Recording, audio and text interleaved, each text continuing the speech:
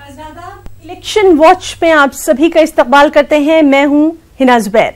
जमहूरियत का सबसे बड़ा त्यौहार आम इंतखाबात है। 5 बरस में एक बार होने वाले इस त्यौहार का इंतजार वोटर्स को सबसे ज्यादा होता है, और हो भी क्यों ना। जमहूरियत के जश्न की आमद है। इंतखाबात की तारीखों का ऐलान हो चुका है।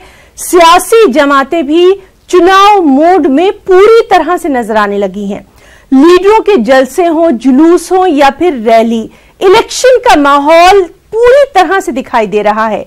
उधर सियासी जमातें भी वोटर्स को राम करने के लिए वादे कर रही हैं, दावे कर रही हैं, और वोटर भी सिर्फ इनको सुन नहीं रहे बल्कि इनकी बोलियों को तोल रहे हैं। हर बात का तनकीदी जायजा लिया जा रहा है।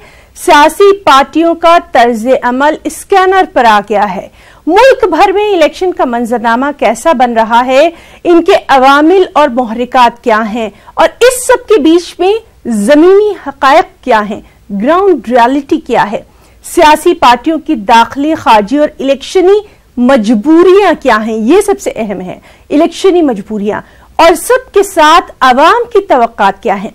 इलेक्शन वॉच में आज हम इसी पर नजर डालेंगे।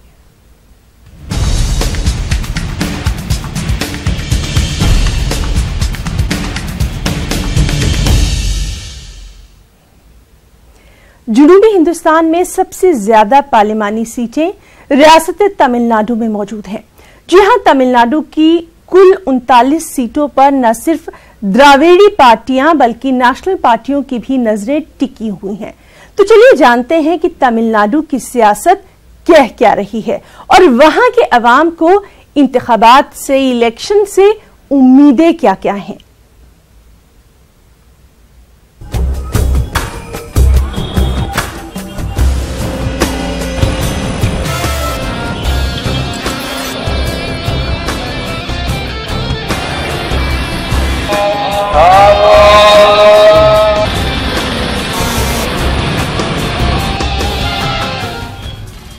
मुल्क की दीगर रियासतों की तरह तमिलनाडु में भी लोकसभा इंतखाबात के चर्चे हैं। यहाँ 18 अप्रैल को एक ही मरहले में वोट डाले जाएंगे। रियासत में कुल पार्लिमानी हलकों की तादाद 39 है। जनूबी हिंद में सबसे ज्यादा लोकसभा नशिस्तें इसी रियासत में मौजूद हैं। तमिलनाडु की सियासत दीगर रियासतों से मुख्तलिफ और मुनफरिद रही है। द्राविड़ों की इस रियासत में मजहब, जात पात या फिरकावारियत की बुनियाद पर सियासत नहीं बल्कि जबान, तहजीब, सकाफत और तरक्की की बुनियाद पर सियासी जंग लड़ी जाती है। एडीएम के पहले से जो है यहाँ पर अच्छा खासा अपना नाम पहचान बना चुकी है। इसी बात को मद्देनजर रखते हुए बीजेपी जो है एडीएम के साथ समझौता कर चुकी है, मगर मौजूदा सूरत हाल यही बताती है कि तमिलनाडु में एक तब्दीली आनी चाहिए। यहाँ के मुसलमानों की तवक्को बिल्कुल नहीं थी कि एडीएम के बीजेपी के साथ अलायंस करेगी। जब एडीएम के ने बीजेपी से हाथ मिला लिया तो इसके बाद यहाँ का सियासी रुख बिल्कुल तब्दील हो चुका है। अब एडीएम के पास सिर्फ बीजेपी, एडीएम के और पीएम के 3 पार्टीज है, जबकि मुस्लिम पार्टीज कोई भी उनके साथ नहीं है। अब डीएमके के साथ जो इत्तेहाद बना है, कांग्रेस की नौजवान क़यादत उसके साथ है, और उसके अलावा जितनी भी मुस्लिम पार्टियां हैं बशमूल उसकी डीएमके की जो देरीना रफीक थी मुस्लिम लीग, वो भी डीएमके में शामिल हो चुकी है। तो इसका मतलब यह हुआ है कि मुस्लिम वोट काफी असरअंदाज होगा तमिलनाडु की सियासत पर। लेकिन पिछले 5 सालों से यहाँ का सियासी मंजरनामा तेजी के साथ बदल रहा है। खासतौर पर यहाँ के 2 कदावर सियासी शख्सियात एम करुणानिधि और जयललिता के इंतकाल के बाद यहाँ के सियासी हालात बदले से नजर आ रहे हैं। शुमाल और वस्त हिंद तक महदूद रहने वाली बीजेपी को भी इस रियासत में अहमियत हासिल हो रही है। यहाँ की अहम सियासी जमात AIADMK ने बीजेपी के साथ समझौता किया है, जबकि एक और अहम सियासी पार्टी DMK कांग्रेस के साथ मिलकर लोकसभा इंतखाबात लड़ रही है। BJP has done a very good thing in all over India, so that we people are like BJP to come to make a in central government. So again you want BJP? Yeah, definitely, why not? So many problems. Meghdadu, NEET. What are the problems? Kaveri, Meghdadu Dam. Otherwise, NEET exam. AIADMK का अचानक BJP से हाथ मिलाना यहाँ के ज्यादातर आवाम को हैरत में डाल रहा है। जब तक जयललिता जिंदा थी तब तक पार्टी ने बीजेपी से अच्छे रवाबित के बावजूद सियासी मुआहदा नहीं किया था। दूसरी जानिब AIADMK के मुकामी लीडर पार्टी के फैसले का खैर मकदम कर रहे हैं। इस सियासी तब्दीली के दरमियान तमिलनाडु के अवाम को आने वाले लोकसभा इंतखाबात से ढेर सारी उम्मीदें हैं। यहाँ के ताजिर कहते हैं कि नोटबंदी, GST और मरकजी हुकूमत के दीगर फैसलों का असर इनके कारोबार पर पड़ा है। यहाँ के लोग सिर्फ सब मिलकर चलने के फलाह बहबूदी के लिए चाहते हैं। जो अभी ट्रांसपोर्ट का फेयर था ना, वो अभी बढ़ गया, वो उसको कम करना चाहिए। और दूसरा को बिजनेस का भी टैक्स थोड़ा बढ़ गया, वो GST बोल गया वगैरह सब में भी आ गया, वो भी थोड़ा कम करना चाहिए। नंदी स्टेट में बहुत आगो भारी आगो GST पड़ने से भारी आगो है ना, एरोप्लेन का है ना, वो रहने से है ना बहुत प्रॉब्लम हो रहा है। यहाँ ना लीटर को है ना इस तरह से टैक्स लगा रहे, बहुत इसमें आगो है ना लोगों को तकलीफ होता है, तो है ना बिजनेस कम हो गया है। पूरे तमिलनाडु में इलाकाई जबान तमिल का गलबा है, लेकिन चंद शहर ऐसे हैं जहां उर्दू जबान बोलने वालों की खासी तादाद मौजूद है। यहाँ अकलियती जबान के लोग अपने हकूक की लड़ाई लड़ रहे हैं। उर्दू, तेलुगु और दीगर अकलियती जबान के लोग चाहते हैं कि तमिल के अलावा दीगर जबानों को निसाब में भी शामिल किया जाए। हम चाहते हैं कि उर्दू भी निसाब में शामिल हो और इसके लिए भी पास मार्क्स इसी तरह दिए जाएं जिस तरह के दूसरी जबान को दी जाती है, जैसे कि यहाँ तमिल पढ़ाई जाती है। तो इसके लिए हमने मिनिस्टर से भी हमने कई बार रुजू किया और इंशाअल्लाह हम आइंदा भी इस तरह कोशिश करते रहेंगे। हुकूमत से चंद सालों से उर्दू को मिटाने की बहुत कोशिश की जा रही है और ख़ासकर 10वीं के इम्तिहान में उर्दू को अभी पक्का मुकाम नहीं दिया गया है जैसा कि चंद सालों पहले था। अब फिर भी हुकूमत की जानिब से आने वाले इम्तिहानात में 10वीं के तलबा को उर्दू लिखने की इजाज़त दी जा रही है, मगर मुस्तकिल हल नहीं है। तमिलनाडु में मुसलमानों की आबादी तकरीबन 7% है। फिलवक्त AIADMK के अनवर राजा यहाँ के वाहिद रुकने पार्लियामेंट है। मुसलमान कम तादाद में रहने के बावजूद अपना सियासी असर और रसूख रखते हैं। दीगर तबकों के साथ तमिलनाडु के मुसलमान भी लोकसभा इंतखाबात का गर्मजोशी के साथ इस्तकबाल कर रहे हैं और ये उम्मीद कर रहे हैं कि इंतखाबात अवाम के मसाइल को हल करने और रियासत और मुल्क की मजीद तरक्की का जरिया साबित होंगे। द्राविड़ों की सरजमीन तमिलनाडु की सियासत अब करवट ले रही है। यहाँ पर बीजेपी अपने कदम जमाने की कोशिश कर रही है तो दूसरी जानिब कांग्रेस पार्टी अपने असर और रसूख में इजाफा करने की पुरजोर कोशिश कर रही है।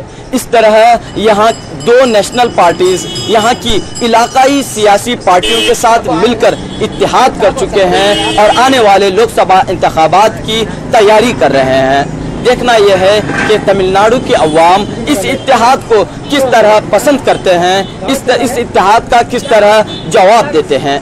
कैमरामैन वीरू के साथ रऊफ अहमद, न्यूज़ 18 उर्दू, वानम्बाड़ी, तमिलनाडु। पार्लियामेंट में राजस्थान से मुस्लिम नुमाइंदगी शुरू से ही कम ही रही है। आजादी के बाद से अब तक सिर्फ एक ही मुस्लिम उम्मीदवार पार्लियामेंट तक पहुंचने में कामयाब हो सके। हालांकि कांग्रेस ने अब तक 8 मुस्लिम लीडरों को 12 बार इंतखाबी मैदान में उतारा जरूर, लेकिन नतीजा खातिर ख्वाह बरामद नहीं हो पाया। राजस्थान में तकरीबन 12% मुस्लिम आबादी है, लेकिन वो अपने उम्मीदवार को पार्लियामेंट तक पहुंचा नहीं पाते। आइए एक नजर डालते हैं राजस्थान में मुस्लिम लीडरशिप पर।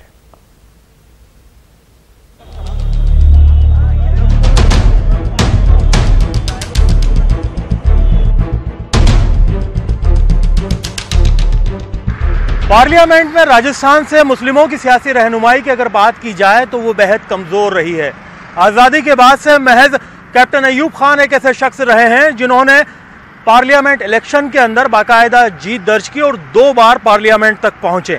उनके अलावा तमाम लोग राजस्थान से अलग अलग सीटों से खड़े भी हुए, लेकिन उन्हें शिकस्त ही हासिल हो पाई। राजस्थान से पार्लियामेंट में मुस्लिम नुमाइंदगी शुरू से ही कम रही है। टिकट तो कई बार मिले, लेकिन वो जीत में तब्दील नहीं हो सके। राजस्थान से पार्लियामेंट में मुस्लिम नुमाइंदगी। कैप्टन अयूब खान झुंझुनू से 4 बार कांग्रेस के टिकट पर इंतखाब लड़े। यासीन नूरी 1951 और 1957 में इंतखाब में हिस्सा लिया पर शिकस्त हुई। फिरोज शाह को 1957 में भीलवाड़ा से टिकट मिला, शिकस्त हुई।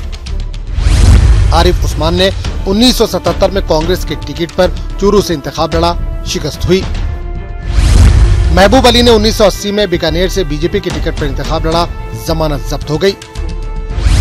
चौधरी तैयब 1996 में भरतपुर से इंतखाबी मैदान में थे, शिकस्त हुई। 1999 में अबरार अली ने झालवाड़ से किस्मत आजमाई, शिकस्त हुई। सईद गुडेज ने 1998 में जयपुर से किस्मत आजमाई की, शिकस्त हुई। हबीबुर रहमान ने 2004 में अजमेर से कांग्रेस के टिकट पर इंतखाब लड़ा। रफीक मंडेलिया ने 2009 में चूरू से इंतखाब लड़ा। टोंक सवाई माधोपुर से 2004 में अजहरुद्दीन ने इंतखाब में हिस्सा लिया, शिकस्त हुई। पिछले 67 साल में राजस्थान में सिर्फ एक ही मुस्लिम लीडर को पार्लियामेंट में पहुंचने का मौका मिला है। बीजेपी ने अब तक राजस्थान से एक ही उम्मीदवार महबूब अली को बीकानेर से मैदान में उतारा था। वहीं कांग्रेस ने अब तक 10 मुस्लिम लीडरों को लोकसभा इंतखाबात में उम्मीदवार बनाया है। हालांकि 1952 से लेकर 1980 तक कांग्रेस ने भी सिर्फ जोधपुर में ही मुस्लिम उम्मीदवार पर दांव खेला। ये भी दिलचस्प है कि पिछले 23 साल में राजस्थान से एक भी मुस्लिम पार्लियामेंट के लिए नहीं चुना गया। रियासत में झुंझुनू लोकसभा हल्के के अलावा कहीं से भी मुस्लिम रुकने पार्लियामेंट नहीं चुना गया। झुंझुनू से अयूब खान 1984 और 1991 में रुकने पार्लियामेंट बने। रिजर्वेशन नहीं होना चाहिए माइनॉरिटी को, उस जमाने में डिबेट हुई थी, कहा कि इसकी ज़रूरत नहीं पड़ेगी, हम एक ऐसी सोसाइटी का निर्माण करेंगे जिसमें सबका नुमाइंदगी हो, समावेशी राजनीति की बात होनी चाहिए। ये नहीं हो पा रहा है। तो 342 हमने जो चुने हैं 1952 से लेकर अब तक के इलेक्शन में, उसमें सिर्फ 2 बार ऐसा हुआ कि MP चुन के गए। कैप्टन अयूब इसलिए भी कि हमारे हीरो थे, वो हिंदुस्तान के लिए लड़े थे, हमारे लिए लड़े थे, अपने वतन की माटी के लिए लड़े थे। लेकिन बाकी लोग भी तो वैसे ही हैं। तो आप जब उसमें फ़र्क करते हो तो एक बड़े हिस्से को आप नुमाइंदगी से वंचित कर देते हो, ये ठीक नहीं। आइए एक नजर डालते हैं राजस्थान में आदादोशुमार पर। राजस्थान में आदादोशुमार का खेल। आदादोशुमार के मुताबिक 2011 में अक़लियतों की आबादी 11.4% थी। 11 लोकसभा सीट पर मुस्लिम फैसला कुन पोजीशन में है। 11 लोकसभा सीट पर 17% मुस्लिम आबादी है। बाड़मेर सीट पर 17.72% मुस्लिम वोटर हैं। नागौर में 12.84%, अलवर में 12.80% और भरतपुर में 12.59% मुस्लिम वोटर हैं। जोधपुर में 10.74%, चूरू में 10.93% मुस्लिम वोटर हैं। टोंक सवाई माधोपुर में 10.74% और झुंझुनू में 10.33% मुस्लिम वोटर हैं।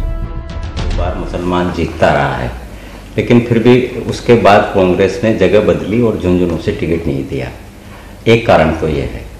दूसरा कारण ये है कि जब भी किसी मुस्लिम कैंडिडेट को टिकट मिलता है तो कांग्रेस के जो खुद के जो लोग होते हैं वो उसको हरवाने में लग जाते हैं। जैसे पिछली बार टोंक में हमने देखा कि अजहरुद्दीन के साथ सिर्फ और सिर्फ मुस्लिम जुड़े हुए थे। कांग्रेस के कार्यकर्ताओं की हालत ये थी कि उन्होंने खुद का वोट दे दिया होगा, लेकिन वो अपने परिवार का वोट भी नहीं दिलवा पाए।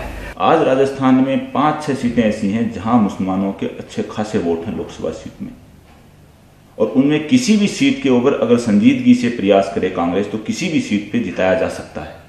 लेकिन जैसे पहले कहा वही बात है कि कांग्रेस के नेताओं की कतई नीयत नहीं है कि राजस्थान से कोई मुसलमान जीत के लोकसभा में पहुंचे। पहली चीज तो ये, उन्होंने हर बार सीट दिया हारने के लिए।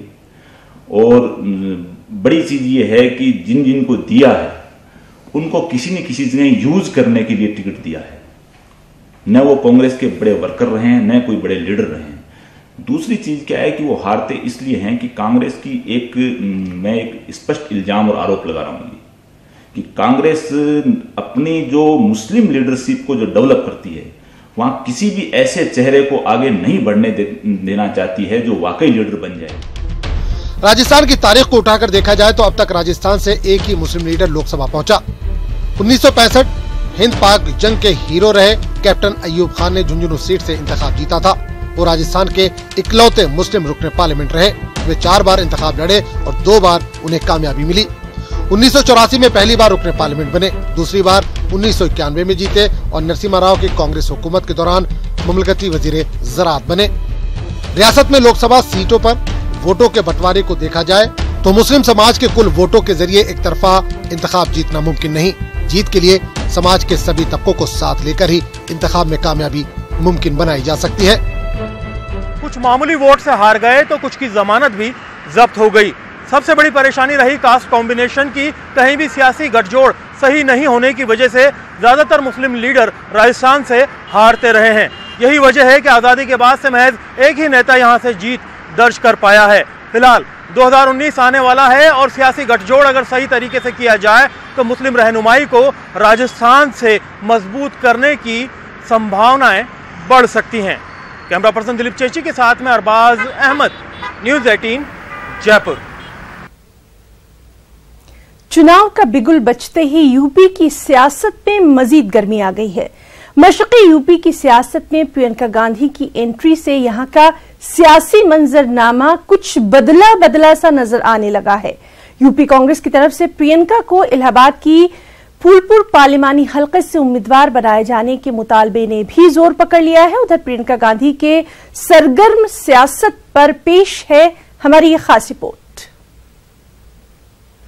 यूपी की सियासत में प्रियंका गांधी के कदम रखने से नए सियासी समीकरण यहाँ पैदा हुए हैं। यहाँ की जो रवायती पार्टियां थी, सेकुलर पार्टियां, समाजवादी पार्टी, बहुजन समाज पार्टी, इसमें गठबंधन हो गया है। बीजेपी एक अलहदा पार्टी के तौर पे लड़ रही है। ऐसे में कांग्रेस अपने दम पर पूरी 80 सीटें, जो रियासत में 80 सीटें हैं, उस पर चुनाव लड़ने का ऐलान किया है। अब ये देखना है कि प्रियंका गांधी के यूपी के सियासत में कदम रखने से, खासतौर से मशरकी यूपी के सियासत में कदम रखने से यहाँ के सियासत में क्या क्या तब्दीलियाँ रूनुमा हो रही हैं। स्वागत है, स्वागत है। यूपी की सियासत में प्रियंका फैक्टर। प्रियंका गांधी के आने से इंतखाबी मंजरनामा बदला। प्रियंका को फूलपुर सीट से चुनाव लड़ाने का मुतालबा। प्रियंका तुम संघर्ष करो, हम तुम्हारे साथ हैं। प्रियंका तुम संघर्ष करो, हम तुम्हारे साथ हैं। उत्तर प्रदेश की सियासत में प्रियंका गांधी की एंट्री से यहां का सियासी मंजरनामा बदल सा गया है। उत्तर प्रदेश कांग्रेस की तरफ से प्रियंका गांधी को सरगर्म सियासत में लाने की मुहिम काफी दिनों से चलाई जा रही थी। खासतौर से मशरकी यूपी के कांग्रेस कारकुनान तो कई बार सड़कों पर निकलकर प्रियंका गांधी को सियासत में लाने के लिए मुजाहरा भी कर चुके हैं।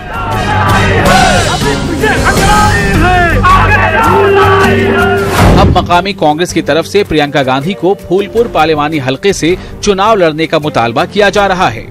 मोदी की लंका, मोदी की लंका। तो शहर कांग्रेस कमेटी में मीटिंग हुई, उसमें एक मत से ये बात पास हुई है कि प्रियंका जी को चुनाव लड़ाया जाए, इसलिए कि ये सीट जो है वो नेहरू परिवार की है और 1962 से आज तक कोई भी नेहरू परिवार का यहाँ चुनाव लड़ने के लिए नहीं आया। तो हम लोग की दिली इच्छा है कि यहाँ से प्रियंका जी चुनाव लड़ें और स्वराज भवन जो है वो केंद्रीय कार्यालय बने, ताकि यहाँ से लेकर पूरे पूर्वांचल में प्रियंका जी की हवा चले और कांग्रेस पार्टी ज्यादा से ज्यादा जीते। इलाहाबाद की फूलपुर लोकसभा सीट रिवायती तौर से कांग्रेस की सीट रही है। यहाँ से पंडित जवाहरलाल नेहरू और उनकी बहन विजय लक्ष्मी पंडित नुमाइंदगी कर चुकी हैं। प्रियंका गांधी के सियासत में सरगर्म होने के बाद नेहरू खानदान के इस रिवायती हलके से प्रियंका गांधी को उतारने के मुतालबे ने काफी जोर पकड़ लिया है। इलाहाबाद शहर कांग्रेस कमेटी ने तो इस सिलसिले में बाकायदा करारदाद भी मंजूर की है। इलाहाबाद शहर कांग्रेस कमेटी द्वारा एक बैठक हुई और उस बैठक में सर्वसम्मति से ये निर्णय और ये प्रस्ताव पास किया गया कि श्रीमती प्रियंका गांधी जी यदि फूलपुर सीट से लोकसभा का चुनाव लड़ती हैं तो निश्चित तौर पर कांग्रेस पार्टी को मजबूती मिलेगी और वो पूर्वांचल की जो हवा चलेगी वो बहुत तेज़ और पूरे पूर्वी उत्तर प्रदेश को जीतने का काम करेगा। इन्हीं सब बातों को लेके हम लोगों ने प्रस्ताव पास किया है। क्या चाहते हैं? हम लोग चाहते हैं कि श्रीमती प्रियंका गांधी जी फूलपुर की सीट से लोकसभा चुनाव लड़ें। क्या हाईकमान से मांग करेंगे प्रस्ताव भेजेंगे? बिल्कुल, हमने हाईकमान तक प्रस्ताव कल भेज दिया है और माननीय अंतिम फैसला माननीय अध्यक्ष श्री राहुल गांधी जी का होगा। मशरक़ी उत्तर प्रदेश किसी जमाने में कांग्रेस का गढ़ रहा है, लेकिन इलाकाई पार्टियों के आने के बाद गुज़िश्ता 25 वर्षों से कांग्रेस सियासी तौर पर काफी कमजोर हो गई थी। प्रियंका गांधी की तरफ से मशरक़ी उत्तर प्रदेश का चार्ज संभालने के बाद यहां से चुनाव लड़ने का भी अब इन पर दबाव बनाया जा रहा है। अगर प्रियंका गांधी फूलपुर से चुनाव लड़ती हैं, तो मशरक़ी उत्तर प्रदेश का सियासी माहौल और भी दिलचस्प हो जाएगा। यूपी में कांग्रेस पिछले 30 सालों से सत्ता से बाहर है। ऐसे में लोकसभा चुनाव में बड़ी जीत हासिल करना उसके लिए बहुत बड़ा चैलेंज है। प्रियंका गांधी के यूपी में एंट्री करने से जो मशरकी यूपी की सियासत पर जो असर पड़ा है, यकीनन कांग्रेस के लिए ये फ़ायदा दे सकता है, लेकिन हमें तब तक इंतज़ार करना पड़ेगा उन सीटों पर जिस पर कांग्रेस ने अपना बहुत कुछ दांव पर लगाया हुआ है। कैमरामैन रवीन कुमार के साथ मुश्ताक आमिर, न्यूज़ 18 इलाहाबाद। लोकसभा इंतखाबात में जीत के लिए सियासी पार्टियां पूरा जोर लगा रही हैं। इंतखाबी तशहीर में रैलियों का खास एहतमाम किया जा रहा है और अब पार्टियां एक दूसरे से आगे निकलने के लिए फिजाई सफर में एक दूसरे को टक्कर देने में लग गई हैं। कम वक्त में ज्यादा से ज्यादा चुनावी रैलियों के लिए हेलीकॉप्टर्स और चार्टर्ड प्लेन की बुकिंग की जा रही है।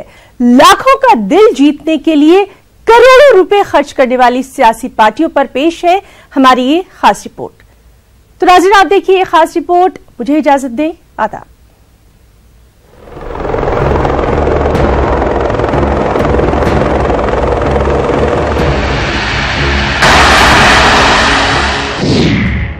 उड़न खटोले पर चुनावी जंग, चार्टर्ड प्लेन किराए पर लेने का सिलसिला हुआ शुरू, आवाम के बीच पहुंचने का शॉर्टकट, लाखों का दिल जीतने के लिए करोड़ों का खर्च।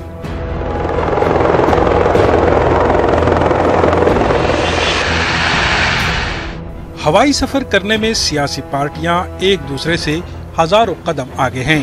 बीजेपी उड़न खटोले के जरिए इजलास और रैलियां करने पार्लिमानी हलकों में पहुंचती है। चार्टर्ड प्लेन और एयर टैक्सियों से तशहीर में बीजेपी आगे है। वहीं वसाइल होने से चार्टर्ड प्लेन बुक करने में बीजेपी ने तमाम सियासी जमातों को पछाड़ दिया है। बीजेपी के बाद कांग्रेस और बीएसपी भी एयर टैक्सियों से पार्लिमानी हलकों में पहुंचने के मामले में दूसरे और तीसरे नंबर पर हैं। जहां जैसी संभव होती है वैसे करते हैं, जितने हमारे पास संसाधन अवेलेबल होते हैं उसका पूरा उपयोग करते हैं। इस बार भी चुनाव में और लोकसभा में लगातार पार्टी सारे संसाधनों का उपयोग करेगी, सारे नेताओं को जनता के बीच में ले जाएगी। चुनावी खर्च में एयर टैक्सी का बिल बड़ा हिस्सा है। बीजेपी ने 2013 में एयर टैक्सी पर 30% खर्च किया था। 30% यानी 24.10 करोड़ रुपए किए थे खर्च। कांग्रेस ने एयर टैक्सी पर 2.77 करोड़ रुपए किए खर्च। बीएसपी ने हवाई सफर पर फूंक दिए थे 1.37 करोड़ रुपए। 2013 के मुकाबले एयर टैक्सियों के किराए में इजाफा हुआ। 45,000 से बढ़कर 55,000 हुआ फी घंटे का किराया। बीजेपी से कोई आगे, बीजेपी के पास तो अरबों खरबों के संसाधन हैं। वो तो पहले से उन्होंने छेंक लिए हैं, सारे बेड़े बुक कर लिए हैं, प्राइवेट हेलीकॉप्टर। कांग्रेस तो अपने संसाधनों की कमी के बावजूद जनता के आशीर्वाद से आगे बढ़ेगी और हम उसकी लड़ाई लड़ेंगे। हमारे पास जो साधन जुटेगा, हमारा नेता कार से जा सकेगा तो कार से जाएगा, हेलीकॉप्टर से जा सकेगा तो हेलीकॉप्टर से जाएगा, और जो भी साधन जुटेंगे हम लड़ाई के मैदान में पूरी ताकत से उतरेंगे। और ये निश्चित है कि इस बार परिणाम रिवर्स होंगे। 26 सीटें हमारे पास होंगी, 3 सीटें बीजेपी के पास होंगी। चार्टर्ड प्लेन से आवाम तक पहुंचने को लेकर सियासी पार्टियों की अपनी अपनी वजूहात हैं। कांग्रेस के मुताबिक बीजेपी के पास वसाइल की कमी नहीं। कांग्रेस के मुताबिक बीजेपी के पास अरबों रुपए के वसाइल हैं। बीजेपी पहले ही ज्यादा से ज्यादा चार्टर्ड प्लेन बुक कर लेती है। कांग्रेस के मुताबिक उनकी पार्टी ज्यादा से ज्यादा कार का इस्तेमाल करती है। बीजेपी के मुताबिक अगर वसाइल हैं तो इसका इस्तेमाल किया जाता है। डेवलपमेंट को आवाम तक पहुंचाना बीजेपी का मकसद है। इसीलिए बीजेपी के मुताबिक तशहीर कार से हो या चार्टर्ड प्लेन से कोई फर्क नहीं पड़ता। और मूल आधार जो भारतीय जनता पार्टी का स्थानीय कार्यकर्ता है, उसको जनता से सीधे घर घर जुड़ने का जो अभ्यास है, उसके माध्यम से मोदी जी के कामों को नीचे तक पहुंचाएगी और दोबारा मोदी जी को प्रधानमंत्री बनाने में मध्य प्रदेश से सभी 29 सीटों को देगी। उड़न खटोले से हवाई सफर कर अवामी रैलियां करने के मामले में भले ही सियासी पार्टियों में मुकाबला चलता रहता है, लेकिन जीत का रास्ता तो अवाम ही तय करते हैं।